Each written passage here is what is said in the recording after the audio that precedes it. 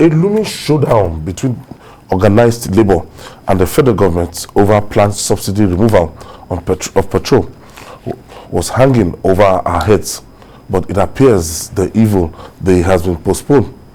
The Minister of Finance, Budget and National Planning, Zainab Ahmed, announced the resolve of the federal government to jettison its earlier plan to remove the fuel subsidy from July. An 18-month extension has been adopted. Meanwhile, organized labor has suspended its nationwide protests against the proposed removal of fuel subsidy earlier scheduled for the 27th of January and the 2nd of February. The Senate President had earlier said the burden should not be placed on ordinary Nigerians. Let's share the story with you. Not speculate. What I'm telling you is a burden, quite all right. And we have to work as an administration. We need to work hard to find a solution to it. We shouldn't push this burden to the ordinary man. 100 million liters of petrol consumed every day in Nigeria. I can tell you it's not correct. I don't believe in that. If it is not so, what do we need to do? We have to sit down and deal with this so that we find a solution as a government. It can't be 100 million liters and then we said this subsidy thing. Yeah, it's a burden. We can use the money freely for other things, especially social development, schools, hospitals.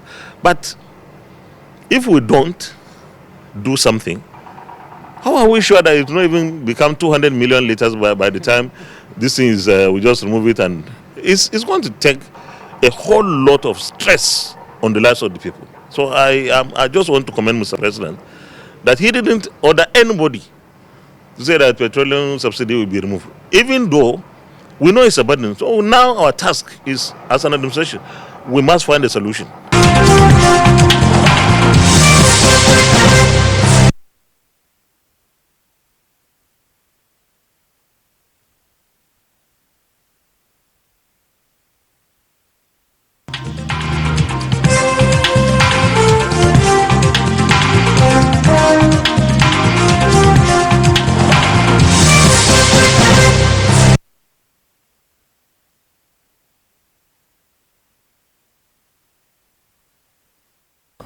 I love that soundbite from the Senate President. The Senate President was close to something like a wheeler.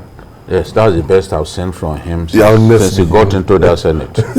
And I'm really pleased with him. Really sounded like he was sounding like, had sounded repeatedly on this program that there's no way we can consume 100 million liters a day. It's just not possible. So if the number 3 man in our country can say no, that I disagree, it's not possible, it means that what we had been saying all this while deserves some investigation. How did we arrive at that? I know we can easily blame a lot of it on smuggling, but even that one, there's no way that smuggling could push the consumption level up to that level, because everyone knows that the level of prosperity in our country, when you compare this time with some years back, like 7-8 years back, when our economy was rated second fastest growing economy in the world, just behind China, you can't compare it to this time. So are we saying that more people bought cars? How did we discover that? The figures from the licensing office, do they show us that there is a huge number? Because what we are looking at now will mean that twice the number of people who had cars in Nigeria, twice the number, that we now have double the number of 2014, 2015. If we are to go by that figure. So for the Senate President to say, look, he does not agree, it means that he's in touch with the grassroots, is in touch with reality. And that's the way it should be. And you know, what we spend on subsidy is very, very huge. If we get the accurate or close to accurate figure of our consumption level of PMS in our country, this the subsidy bill could go down drastically. So we need to look at that, see what we can do, and save our people from unnecessary pain. As the Senate President has said that we shouldn't pass the burden.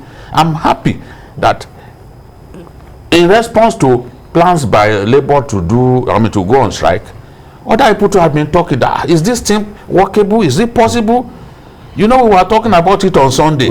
No matter what, if we say, oh, people are stealing money through the subsidy regime, and because of that you want to stop them from continuing to loot, how about the ordinary man on the streets who could be forced to pay 400 naira a litre if subsidy is totally removed?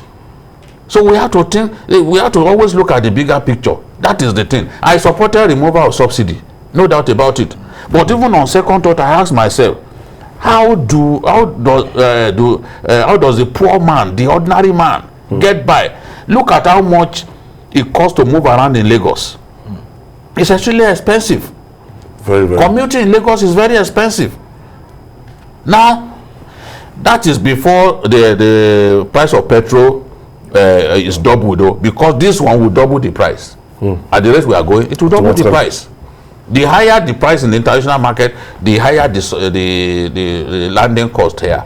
So something must give, and I'm happy now that, that we are saying, okay, even the PIA, because the PIA stipulates that all the entire oil sector must be deregulated.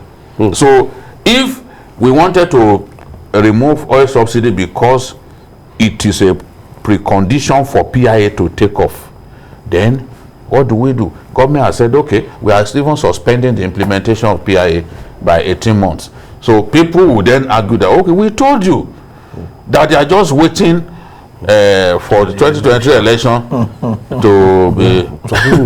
Yes, no, that's what people have been saying. But why is it on the ballot? It's not going to be on the ballot. His party will be on the ballot. Okay. Yes. APC will be on the ballot.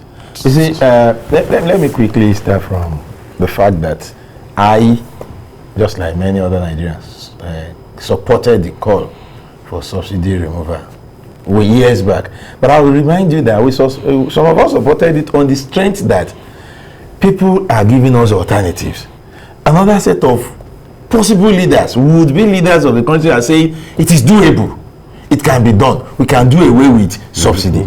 However, my joy in all this is that finally we are having a clear picture of what is happening with subsidy. For years, 4 years at least, plus whatever has been spent in this new regime, we didn't really know the true state of subsidy. Whether it had been removed, whether it was still being paid. It was never removed. It was shrouded in some sort of secrecy. It was never all along. Now we know. It's under recovery. No, now we know that it was never removed. It was never for one day removed. Meaning that those who said it was possible actually didn't find it possible when they got into office. Yes. My own concern is now you are telling us the truth that it is difficult to do.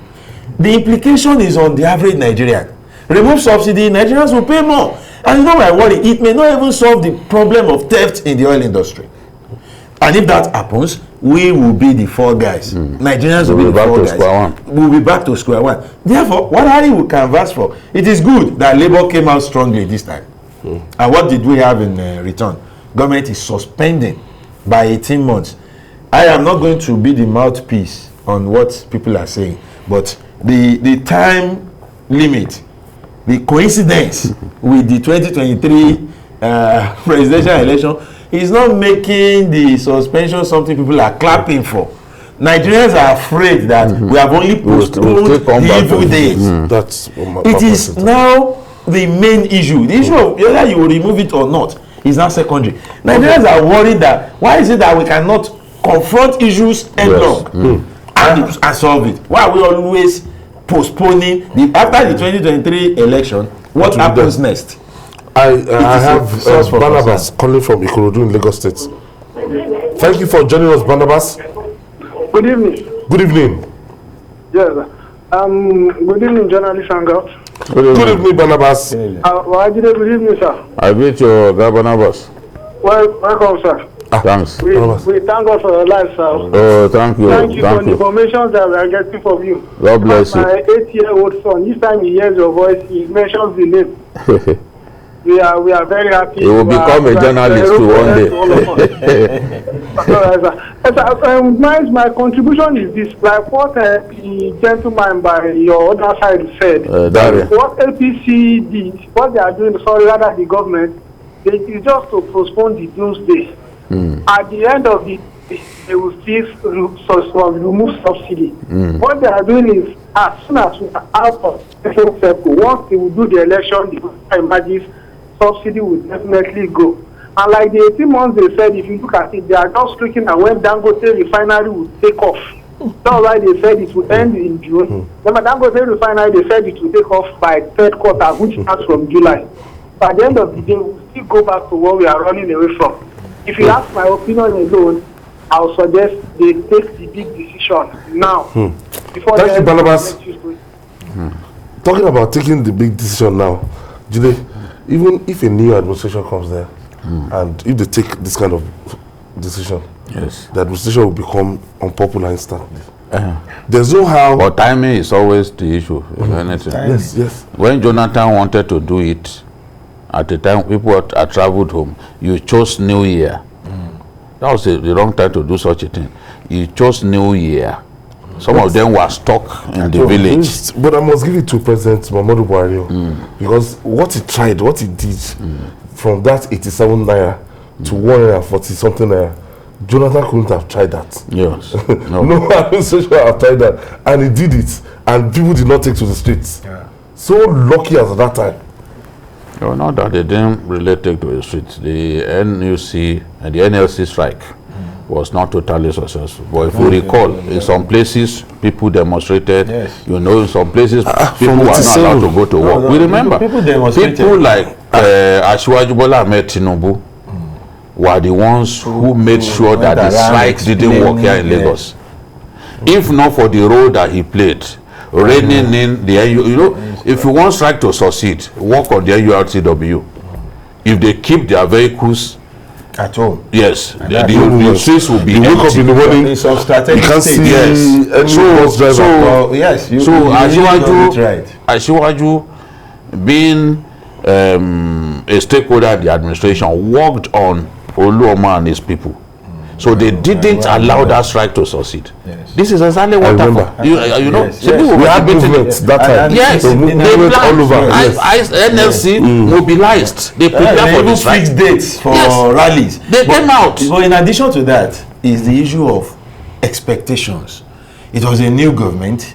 Nigerians were expectant. Yes, and they were saying even these problems were not created by him. If these are sacrifices we have to make for things to get better, maybe then he inherited these problems. Let's see whether. So expectations also, many Nigerians were okay, we can't stand on this note. Let's see what he can do. So it aided him to be able. It's not as if it did any magic. It was not as if he was exceptionally popular with Nigeria. No. It was the main fact that, like he said, certain people in the administration or who are stakeholders in the administration knew what to do. Look, and you have to come. And you know, if strike doesn't work in Lagos, don't forget it. Lagos is the centerpiece of commerce and the Nigerian economy. Once the strike fails in Lagos, forget other places. In addition, it also failed in Abuja because the NURTW in Abuja under Barua too played along, and the roads were. I remember even statements that Asiwaju issued at that time that the people should be patient. I remember. Yes, so he did not issue that statement during Jonathan's era. He did not issue that statement during Obasanjo's era. But also Obasanjo was now forced to slash the price from what had previously been announced. That's the power of strike. But in this case, somebody came out, appealed to the people, reached out to the bad boys or the roughnecks who usually enforce strikes. That was the end.